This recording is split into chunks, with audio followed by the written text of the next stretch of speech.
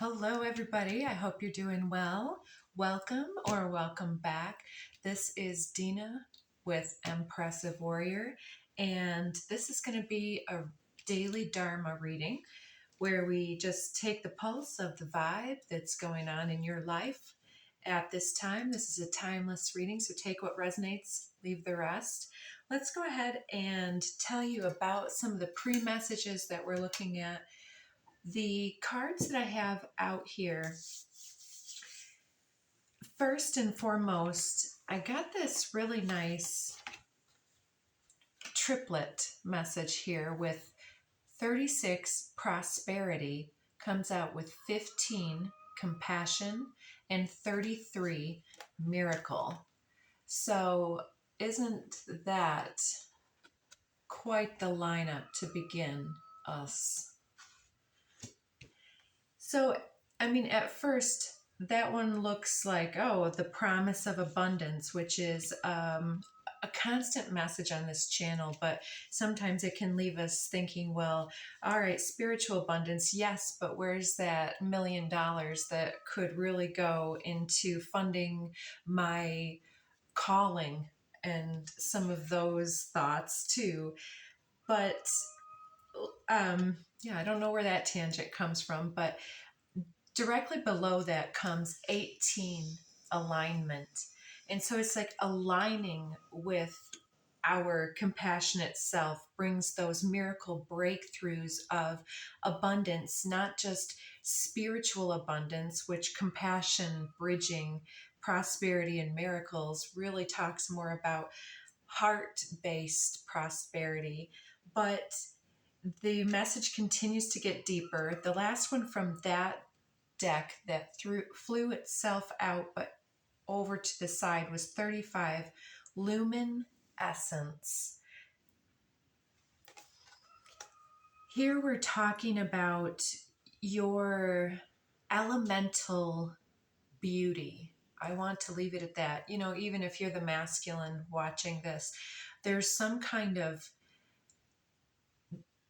just ecstatic bliss that is operating even when we are sad or depressed or angry. There's some type of just poetic justice in your thought forms and the things that we are as a collective bringing in at this time. It's birthing a very emotionally conscious way to connect from heart to heart. It's talking about being in alignment with the heart space is what brings the abundance. And as we are engaged in awareness of that abundance, then we can exponentially be magnetic for more of that miraculous abundance to find its way back to us more and more expedited, faster and faster, the transformations from one level to the next. And we've been talking also, it's coming up again in my mind's eye, about being the big fish in this small pond. And here we have this mermaid who appears to be kind of standing, but it's in the moment giving me that she's kind of just in the kiddie pool over here, making sure that she's getting enough water so that, she can give back and all of this, but she's really outgrown this pond or this ocean even. And so it seems like this heart expansion with that luminescence, it's like the essence of you is so aurically pleasing, is now kind of passing through the ear space here. It's something about you are really a true delight to behold in the real world and otherwise, and you hold a lot of light capacity. And then I wanted to get a few out for the pre-messages from the 3 goddess decks that I have put together here. And we got 3 from the Kuan Yin and 1 from the Medicine Heart Oracle. And The one from the Medicine Heart is number 18, Beta Bhavana. And this card is, I did look it up because I thought it was talking about being at peace with what we have by the way that I was looking at it, and seeing her just really relaxing herself and blending in with her natural environment, which was one of the cards yesterday with the octopus. I wonder if I shuffled that in. I did, but it was talking about blend in with your environment, how the octopus is able to camouflage and mold itself wherever it needs to. But in this case, when I looked it up, it was so profound. It was talking about how we are part of the evolutionary essence of what is transforming and taking place in the world as we know it right now. And how that's happening is by increasing the love and acceptance and beauty and grace that we hold first and foremost with ourselves. And the only way to truly do that and to shine in this beautiful, delightful light is to befriend the self and to then befriend the shadow. Because the shadow is the thing that keeps us from true, full embodiment if we don't make nice with it. It's like to say, why are we angry at something? If we just say, oh, because that's a thing that somebody should be angry at, then that's, surface level. But then there's all of these other things and synaptic connections to the process of the emotional conjuring, the perspectives and perceptions of how things played out, how that weaves together with your intentionality and your perceived moral, ethical intentions and integrities. There's all of these other things going on. And I know that those tuned into this channel are on the pathway of mastering that within yourselves. And we had recently the message about whatever we end up embodying is not only a sum of the parts and pieces of the people, places, and environments that we frequent and that we hold in our system and don't transmute or so on. It's not only a sum of all of that, it's also the way that we choose to believe in the story that presents. Give me a moment.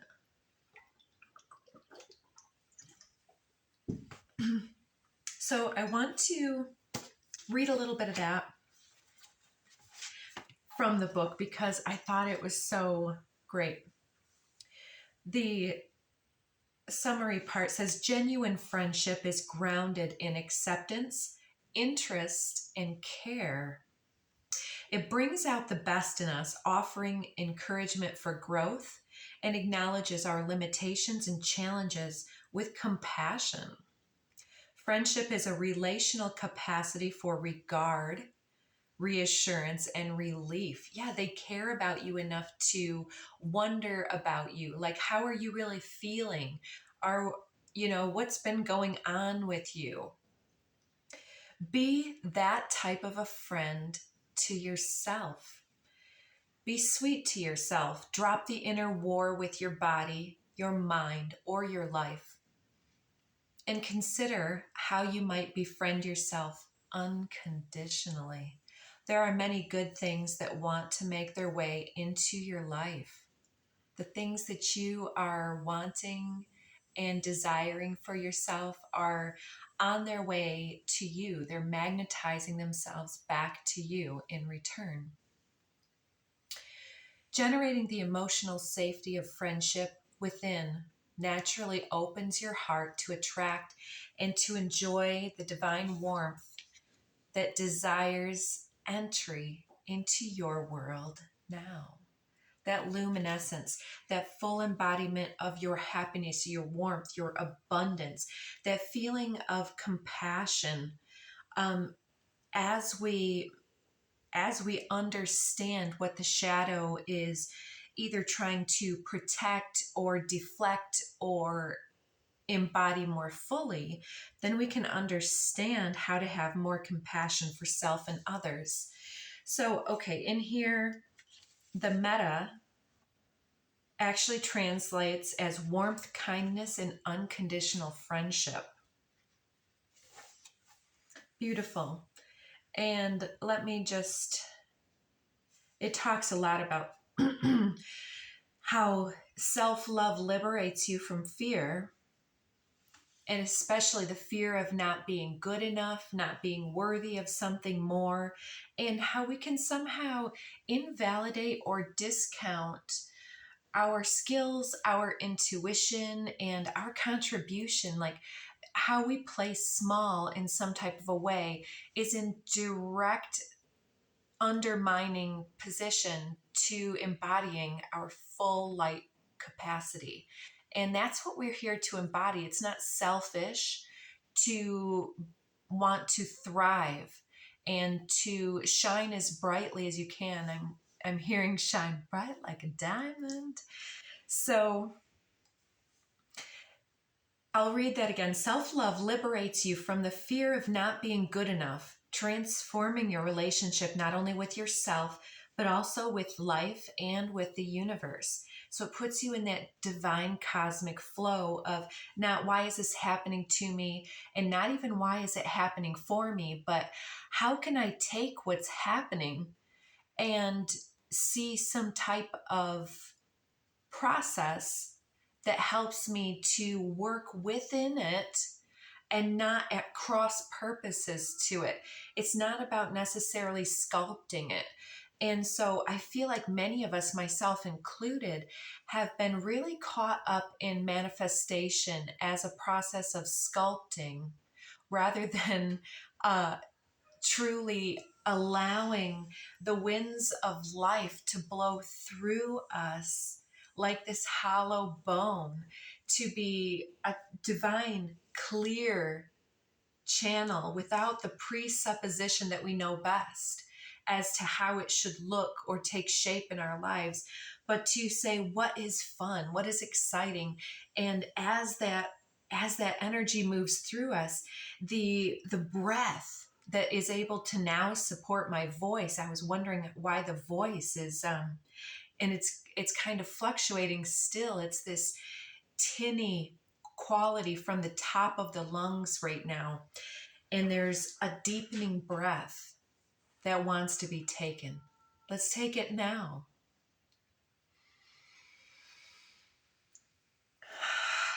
And relax and let that energy sink deeply into the physical vessel that we are, and let it speak through us like the instrument that we are, because in our full embodiment of this light, in full embodiment with that compassion for self, like there's nothing that we have to be. There's nothing that we could do that is more perfect than this now that we are creating. I had a friend once upon a time, and still have this friend, who would always say this moment is also perfect. And so it is. And that's all that we need to know. And no matter how contrasting the moment is, it's always the perfect moment to start our dreams. It's always the perfect moment to choose ourselves instead of compromising something that is out of alignment. Because compromise, I have another card that came through recently. Compromise on what's for dinner, sure. But on your values and on your integrity, no, we're done with that segment of our life. And if we are willing and able to embody this energy for ourselves, we're befriending ourselves in that level, and then taking it to the next level of what would our best friends say about us hanging out in toxic environments? or hanging out around people who don't speak to the highest in us and instead would undermine or choose to poke at our triggers. And why would we do that to ourselves? So yeah, is the antagonist always truly necessary in our world? Being a good friend to yourself means learning the difference between being accountable to your own integrity and denigrating or disapproving of yourself silently through the judgment of your shadow, perhaps. The more that we want to declare our virtue out to the world, the more likely it is that we're feeling a need to prove something or to compensate for a sense of lack that's operating within the self. To become a friend to yourself is to learn to feel the fullness of that friendship and of belonging. We were talking about imposter syndrome recently, and the belonging to yourself. Because when we're busy in situations or connections or locations or environments or ways of being that aren't authentic and aligned with our highest and what we know to be true for ourselves, that we don't belong in that embodiment. And so we remain kind of this ghostish type spiritual displaced energy and a feeling of homelessness. It's like coming home to spirit is to come home deeply to your authenticity. And that's really what we're talking about, this breakthrough moment for you. So know that you have your own back. Absolutely. What would your best friend's self say about the various things that you've been questioning and wondering, should I release that? Because the faster and the sooner that you're willing and able to release what no longer serves and what isn't bringing that sense of inspiration and passion, the faster you can open yourself out to embrace the new that does have the potential to help you, to allow the winds of change to blow through in unexpected and delightful ways as you sing new phrases and learn new things and shine in new ways that you didn't know were perhaps possible for you. So this is a precious gift, knowing that you have your own back and that your love that you give out in the world is also a precious gift. And to treat it as such a worthy and beautiful miracle that you are in this time and space, whether that is being shared with others or just with yourself at this time. Know it and know it and know it. And take that deep breath one more time, all together.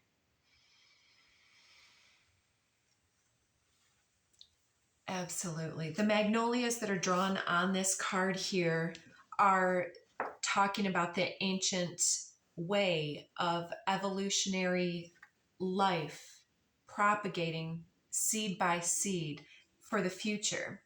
And it talks about also that the magnolia holds the medicine of intelligent evolution based upon co-creation, support, and nourishment through remaining true to one's original and essential self.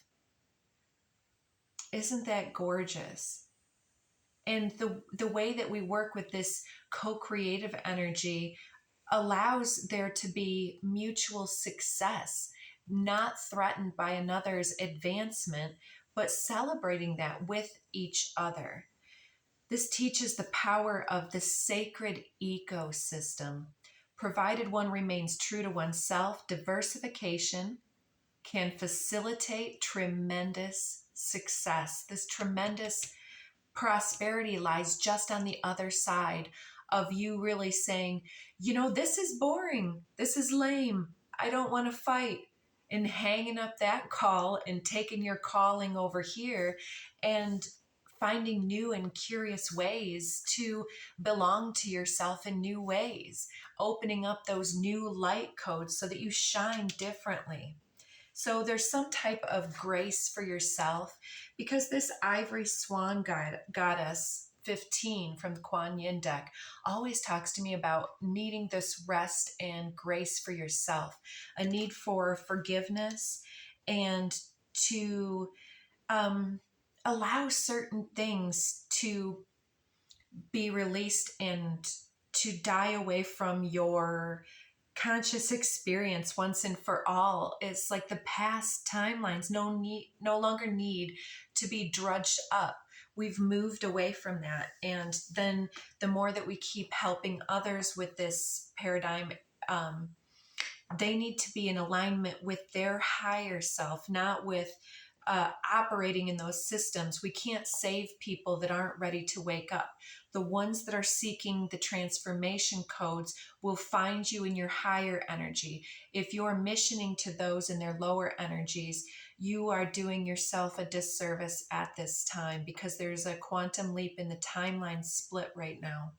Blossoms of the Sky Dancer talks about, as you're moving through the cosmos itself in this time and space, astrally and so on, you are dropping these light codes, these beautiful magnolia, or these ones I think are possibly meant to be chrysanthemums, talking about maybe the harvest, the fall season. And it's like, yeah, the sky dancer, you're dancing through life in this light, not heavy and weighed down perspective. You're this enlightening perspective, illuminated being. This luminescence is this enlightened dancing. Under the deck, we have Dance of the Butterfly Queen. So that's why I kept emphasizing the dance. So in the Butterfly Queen, she also is in that similar pose of just release and upliftment. She's even, the Sky Dancer is shown somewhat in the winds of change. Like, I'm seeing her dancing in the falling leaves, like how the leaves will dance in the fall in the places that have seasons like that. And with the Butterfly Queen, it's almost like a rebirth into spring at 2222, and surrounded by all this transformation energy, seems extremely beautiful at this time. Like, you are allowing yourself to be reborn in some type of a new essence that was always your alignment, coming home to yourself and having this rebirth. And the one below that wants me to read it. So Gari Devi, and I'm also seeing the beauty of Ib, looking like some sacral chakra transformations and sacred meditative space, tribal trippy type art on that one. But let's see, 43 is the champion of sweet souls with fierce hearts who are often underestimated or passed over. So somebody may be taking you for granted. She who is as gentle as the deer and as ruthless as the lioness, who has the capacity, perhaps the ascension capacity within the awakened heart, to arise, to overcome obstacles, to have faith without any evidence of victory, and to rally the spirit until the right moment to act and to win, and to wait until till the right moment to act and win is felt. She's nonconformity and the freedom to be one's true self. Recognize your own beauty and value is irrespective of whether another has the capacity to behold it at this time. You shall shine. So under the deck over here, I do have center stage, all eyes on you, witchy woman. Never want to let you go. Over here, it talks about how this embodiment of Kali came at a time when she had to defend a city from attack, and nothing else would work except this beautiful spiritual embodiment of this terrible force. But it was that righteous justice to defend. And so if you're judging yourself for any ugliness in your shadow, there's perhaps a need to reframe your shadow into awareness that this is an expression of your divine, sacred essence and passionate self that wants to be more fully and righteously embodied, so that it doesn't need to be suppressed and then to come out like lava, but it can come through in very precise ways nonetheless, not mincing words. It's said that her energy destroyed the demon as if she were snapping a branch. She was so intimidating in her awesome power. It was said her powerful husband, the magnificent god Rama, begged her to return to her domesticated form. She obligingly did, donning her beautiful clothing and neat hair once more. Yet beneath that kind mantle of civilized and cultured woman is sufficient divine power and ferocity to be a complete badass when need be. So it may be time for you to dance your way through a vibration and to say it like you mean it, but to bring something inspiring. Under the deck in the other pile here is the Earth Star Chakra, initiation. I feel like this is all about the absolute embodiment of your power, and dare I say the feminine power, whatever gender or in between you might feel yourself to be. I feel like it is the essence of our nurturing, embodied, honoring sacredness. And when we treat ourselves with that kindness and respect first, we tend to go out into the world and treat other people with that kindness and respect. And if you are finding yourself caught up in various situations or engagements that are any less than what you hold yourself to be in that standard, I think that you are making your statement and making your exit. And I think that the sound of your footsteps is going to ring in the ears of those left behind, and that there are those individuals inspired, but that will not necessarily be ready, willing, or able to get up from the table at that exact moment. But it's going to somehow disappoint them in such a way that they will be able to, at the very least, take back their own disempowered feelings within their own personal life and how they orient themselves to the power dynamics at play in their own life. Earth Star Chakra unify. Dang! Look at that. I always get so impressed. I'm one of those. But yeah, I mean, I think that our excitement is how we conjure. It's like how we are so delighted by spirit when we get those confirmations.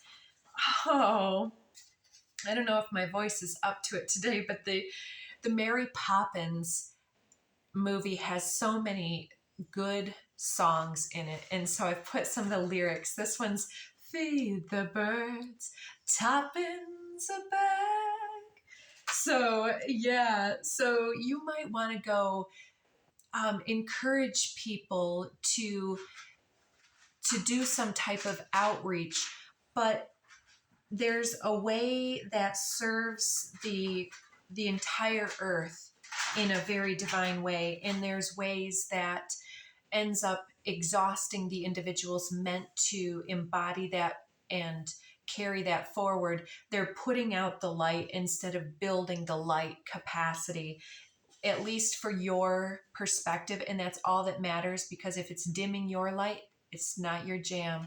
So you're getting that clarity and realization that's has come out a few times. So you're going to take your inspiration and your toppins, and you're going to support a cause that you want to. Because in the movie, the whole thing is that the little boy's dad works at the local bank and wants him to put his top-ins, which is money, into the bank. And they're like, yeah, you can invest in railroads from Africa and all of this infrastructure. And the boy's like, I just want to feed the birds. I want to give back to the earth. I want to make a difference. What are you talking about? Railroads? Who needs a railroad? The earth is out here. You know, you're putting crosshairs. Anyway, you get it. It's beautiful. Oh yeah, we get this grand cross, wheel of fortune, 4 anchored fixed points. Yeah, mass compromise ends up leading to drama. Embody your own polarity as best you can with compassion to embody and project your divinely rooted truth, rooted in that. Yes. Oh. Every breath is both meditation and manifestation. What it is, or what is it that you are fueling? Love or fear? Music reminds me, what's in it for you? Maybe you make me want to be better is under the deck. So yeah, the old lady was a homeless person. Maybe someone in a very low position is inspiring you to take up your authority in your embodiment. I don't want to lose myself again. Yes, you're at home in your strength and power. There's fire under the deck now. I feel you near me even when we're miles apart. There's a power couple that wants to be seen here. So it could be you working with a couple of other individuals or something like that, that you guys are on the same wavelength. You don't even need to be together to be in sync with each other because you're supporting the same stream of awareness. Legalities, 3D contract disputes and escalations. I think that you are part of that as much as you're walking away from it. We're at the end of the video here. What else can we help and say for our viewers? Ooh, flex. You have done the work. So take time to celebrate all that you are. Oh yeah, you're making your escape. Now we get that, give me 3 steps, mister, and you'll never see me no more. Show me the back door. You're making your escape. You're like, yeah, I'm done. I don't need any of this. You guys go ahead and do that. There's some kind of lower vibrational entity or attachment energy in the situation. And it's been causing you to do a lot of work with workaholic here. You've been doing the most for this. And it's time to relax and go someplace else. Yeah, to take it easy. That came out yesterday. Free ride. My love language is activated, ready to pour into you. Absolutely. You're wanting to go with some other people because, yeah, there's been a lot of groupthink and basic MFers here. 55, time for a change. Yeah, you're dreaming about this, something big. It's lighting up your mind. You're inspired. Cutting cords, releasing something here. Friends to lovers. Oh, really? Somebody in your field? Compromising, choosing your battles.